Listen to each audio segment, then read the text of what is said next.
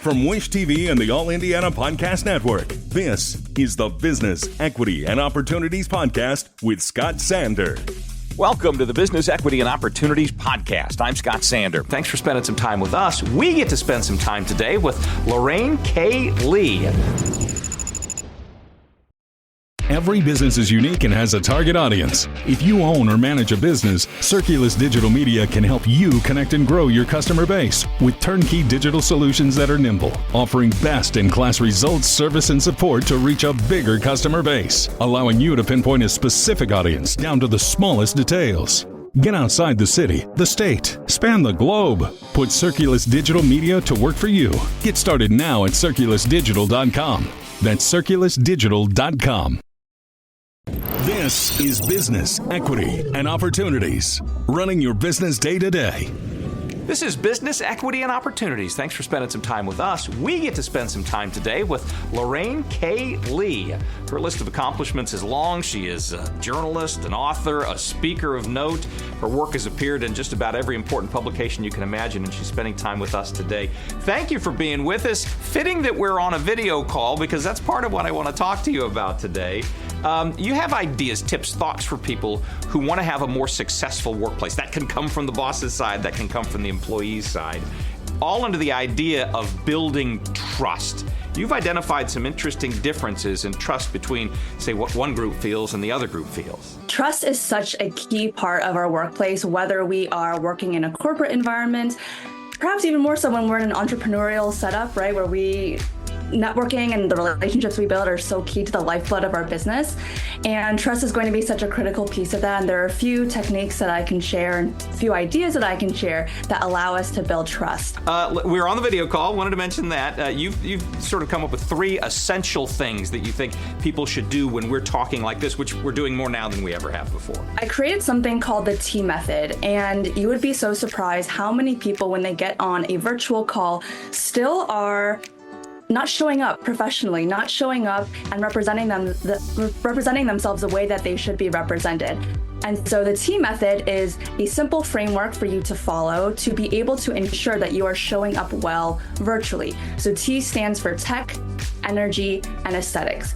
And of course, with our technology and our setups, there are so many really elaborate things you can do, but I like to just keep it simple, T method, focus on these 3 elements, and you will be set up for success. How does that play out? For instance, I have to say you're one of the few guests that I have not had to request, do you mind putting your screen a little lower? Do you mind your lighting being a little different? You seem to come into today knowing exactly the way you wanted people to see and hear you. Exactly. So tech is going to be things like making sure you have a clear webcam. You're not using the webcam that's part of your laptop, which is very grainy and not great quality. Making sure you have a microphone, for example, right? Energy. You want to make sure that you're showing up with energy and that you're engaged in the conversation, that you are breaking out of autopilot conversations. Because when we are virtual, so many of us are at home, we're relaxed in our chairs, we're kind of leaning back, right? But video mutes energy. And so we really need to be a little extra than we think is normal for that to break through, for you to feel my energy, right? And then the last piece, aesthetics, you want to make sure that you are wearing clothes that don't blend into the color of your background. You know this as a TV journalist, right? You want to make sure you have good lighting so that your face is lit up and you're not dark.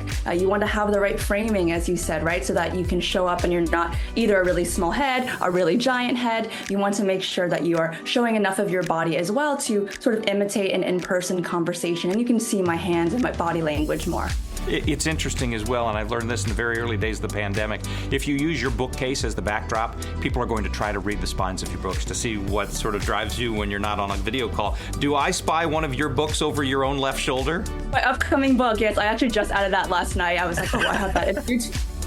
I should add that. So yes, part of your video presence, your virtual presence, is curating your background. That's part of the aesthetics as well, and making sure you have personal touches, things that represent you and give off that vibe that you want to give off, whether it's more creative and fun, more serious, more professional, whatever it is. Is this method in that book, or is that book cover something else? That is one chapter in that book, in addition to many other topics. All right, well, tell me about it. You got this moment to sort of like let folks know what you got coming to market. Yeah, so my book is called Unforgettable Presence. It was recently named a must-read by Next Big Idea Club and hit #1 on Amazon's bestseller list over the weekend. Yeah. And the book essentially helps you go from overlooked to unforgettable. And it helps you redefine what does professional presence mean in this modern working age. And a lot of people, they think of presence, they think of executive presence and how I show up in a room. And of course, our working worlds have changed so much now that I've redefined presence to really mean both how and where you show up. So how you show up, you are a hard worker, you have a great reputation, you're showing up professionally, but also the where piece is equally as important, right? How are we showing up and where on platforms like video, on platforms like LinkedIn? So much of our interactions don't even happen face-to-face now. So in chats, for example, right? Where are you showing up? Are you in the right channels? Are you being seen by the right people so that you can advance your career or get whatever it is that you're trying to get? It is a point that you've made in our conversation before our guests joined us, our viewers joined us, that just working hard is not enough to get you where you want to be in your career. You're not at all saying don't work hard, but you just can't trust that will vault you to where you want to be. Yeah, isn't that crazy? So working hard, of course, has to be the foundation. You have to know how to do your job. You have to do it well. But again, like the world is even more distracted now. We are separated in different locations. And so making sure that you don't just work hard, but that you're being seen by the right people in the right places is so critical. There's that analogy, something like if a tree falls in a forest, but no one's there to hear it, did it happen? And I liken that to, if you're working really hard, but no one sees it, like, what's it all for? Like, did it happen? And so you have to make sure that you're advocating for yourself, sharing your learnings and wins, and really being your own best advocate. Well, I took one time, I didn't know quite how to take this, but I had a boss, and I said, I never really get much feedback from you. Am I disappointing you? He goes, no, I don't have to worry about you. You just quietly get the job done. And I thought, well, that's good. And then I thought maybe I shouldn't be so quiet about it. I'm not a very good CEO of my own company, I fear.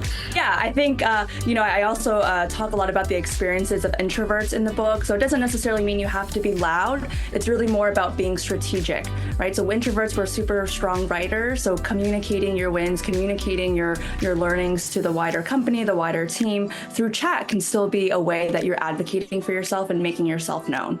Well, the insight, the expertise is fantastic. The book over her shoulder is Unforgettable Presence, Get Seen, Gain Influence, and Catapult Your Career. This is Lorraine K. Lee, new friend of Business Equity and Opportunities. Thank you. Thank you for having me. Our thanks again to all the contributors who joined us for this episode of the Business Equity and Opportunities podcast. We hope you found it enlightening, useful, and inspiring. You'll find more information about the show on our website, BEOshow.com. You can watch Business Equity and Opportunities Sunday mornings at 10 on Wish TV or live stream it through wishtv.com. Each week we provide 7 full segments with topics ranging from how to get started and how to access capital to the day-to-day running of your business and questions about accounting and bookkeeping. We feature business news and trends and always share a success story from one of our contributors. Join us next time for more insights into the world of small business. Be sure to sign up for our Business Equity and Opportunities newsletter to get even more valuable, up-to-date information. And if you have any questions or you'd like to be part of our show, please email us. The address is beo@wishtv.com. We'd love to hear from you. I'm Scott Sander. Thanks for listening. Watch the Business Equity and Opportunity Show on Wish TV and access all of our content and share it on demand anytime at BEOshow.com. You can find more podcasts from Wish TV on the All Indiana Podcast Network at allindianapodcastnetwork.com.